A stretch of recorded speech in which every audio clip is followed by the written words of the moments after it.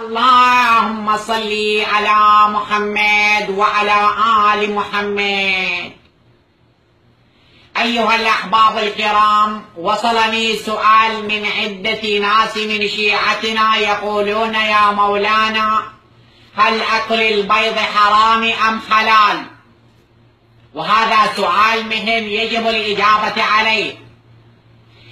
نعم، أقول لكم يا أخواني، أكل البيض حرام. لماذا؟ كما جاء في رواية قريك بن مجرفة عن جده المتر ابن مطرقة أن أكل بيض الدجاج حرام. والسبب شنو السبب؟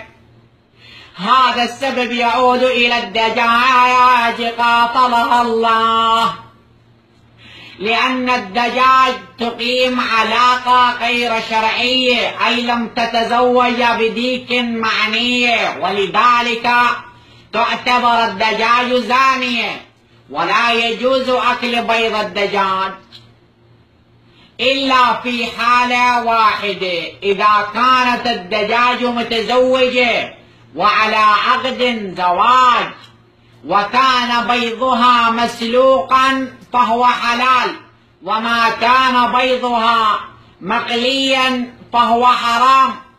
لا يجوز أكل البيض، لا يجوز أكل بيض الدجاج على الإطلاق، لأن الدجاج تقيم علاقة غير شرعية، وهذا حرام. والسلام عليكم ورحمة الله وبركاته.